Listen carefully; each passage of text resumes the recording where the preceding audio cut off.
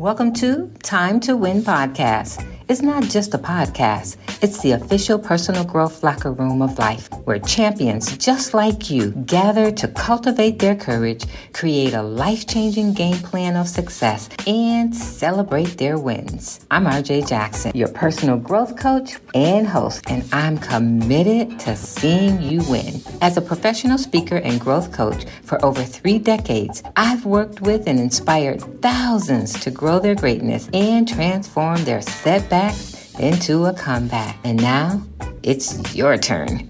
It's time to win. So if you're ready, grab something to take notes with. We're about to dive in. Let's go. Fight, win. Shine bright like a diamond. Hold out your candy bag because we have something sweet for you, my friend. First, let me let you know that today's broadcast is brought to you by Hope for a Woman's Heart, offering extended encouragement and hope to hurt and wounded hearts of women around the globe. Visit them at FamilyLifeInstitute.com. All right. We're back again and welcome to the locker room, my friend, here on Time to Win Podcast. Now, when it comes to relationships, are you completely satisfied? If not, what's missing? What would really make your relationship a sweet treat? Whether that's your relationship with your children, your mate, your spouse, your coworkers, what would make your relationships better? If you're looking to spice up things in your relationships, stick around. We're going to share some winning strategies guaranteed to reignite the flame in your relationships and help you win the game of love. We're going to give you the game-winning play, but you've got to be willing to get in the game, my friend, and that requires courage. Now, this play, I got to tell you, it will blow your partner, your children, your coworkers' mind when you're willing to see it through. Relationships. Do you know that relationships are the cornerstone of happiness and living a full life? It's been proven. Statistics have shown that when we are in healthy relationships, we experience lower rates of anxiety and depression. We have higher self-esteem and greater empathy. Now, I don't know about you, but that sounds like a win to me. It's true that people in healthy relationships live longer, they deal with stress better, and they have a stronger resistance to illnesses. And this doesn't just include the people we live with. This includes social relationships. You know how you may have said or heard someone say, I don't need you. I don't need nobody. I could do this all by myself. All right, let me help you with that. That's a lie straight from the pit of hell.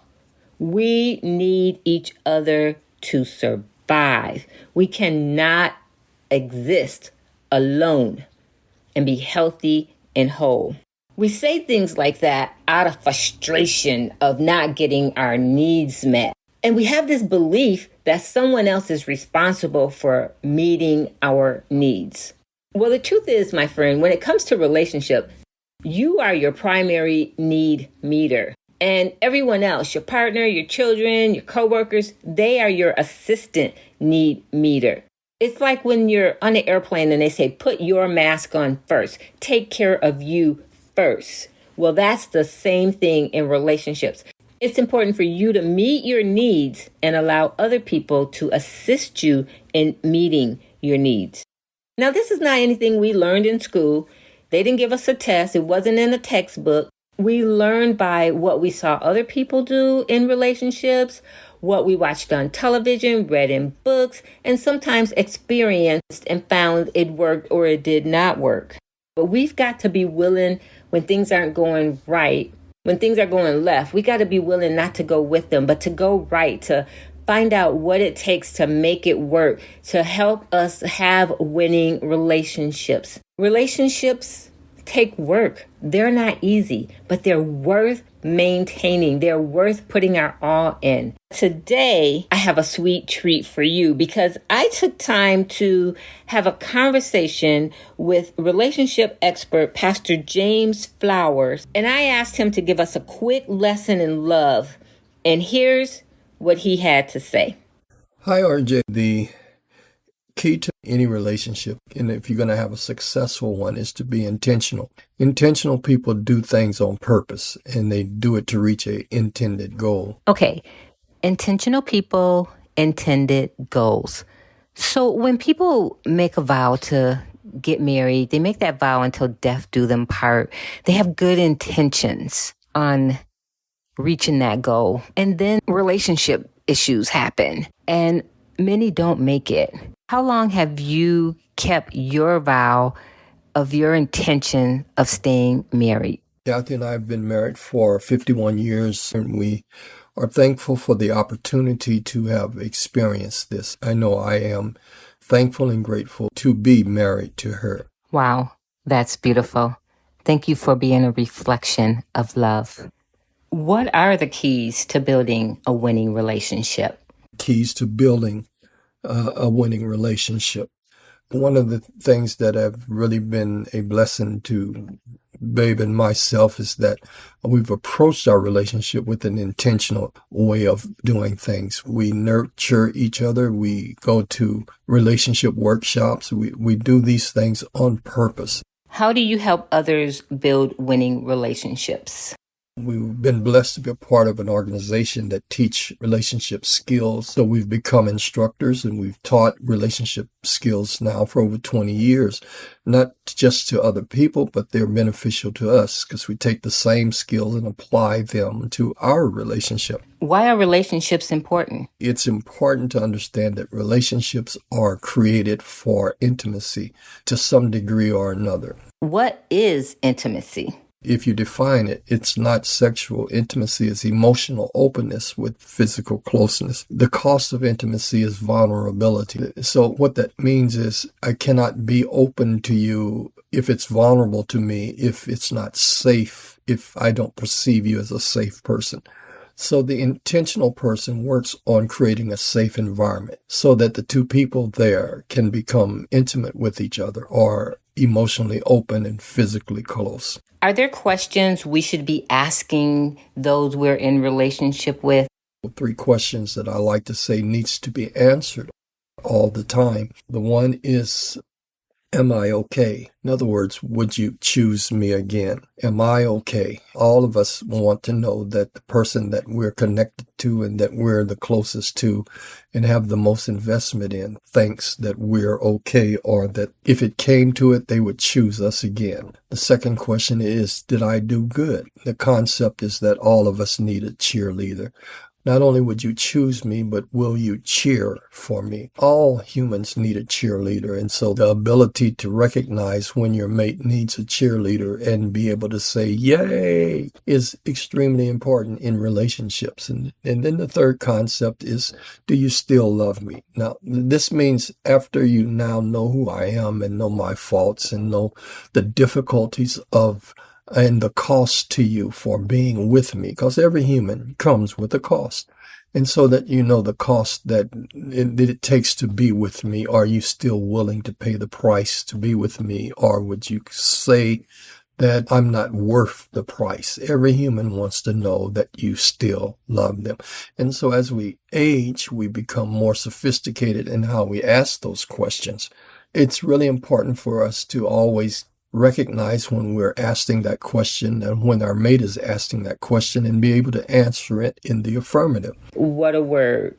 Now, I promised you I had a sweet treat for you. This was powerful. This was an example of intentional people doing things on purpose. We are much richer, Pastor James, because you've come into the locker room of life today.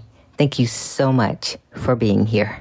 I appreciate the opportunity to be a part of your program. If you'd like to learn more about Pastor James Flower and his ministry and the programs that he offers to help you build a winning relationship, you can visit him at familylifeinstitute.com. That's familylifeinstitute.com.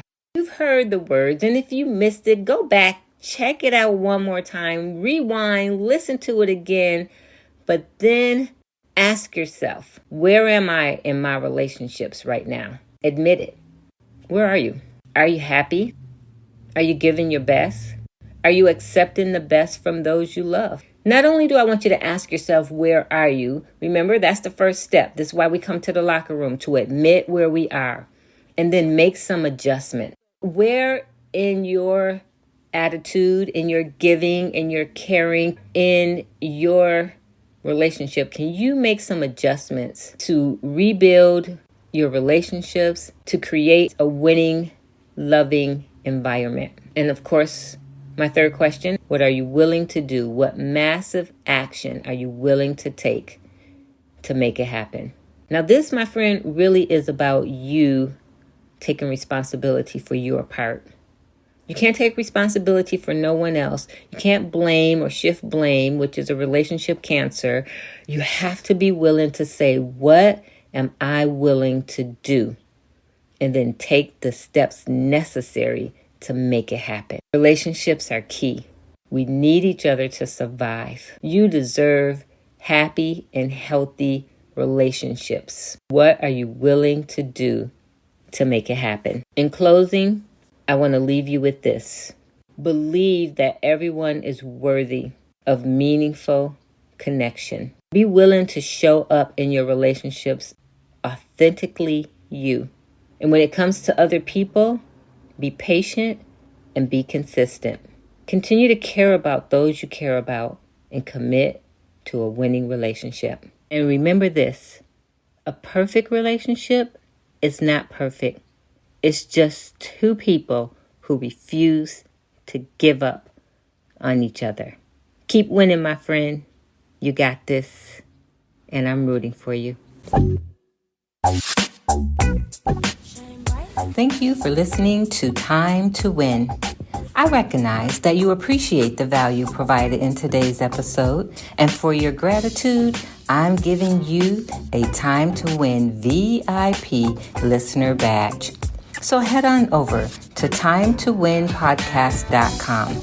That's timetowinpodcast.com and claim your badge and gain immediate VIP access to more of our next level resources and opportunities, including details on the huddle, a table for 10, the Cure Circle, and the Cure Retreat. Because you've enjoyed today's session, you can also express your gratitude by rating, reviewing, and returning next week with a friend. Oh, by the way, be sure to screenshot today's episode and share it in your Instagram and Facebook story or on your favorite social media platform. We'll look forward to seeing you again next week in the locker room of life, here on Time to Win. And remember, the best time to win is now.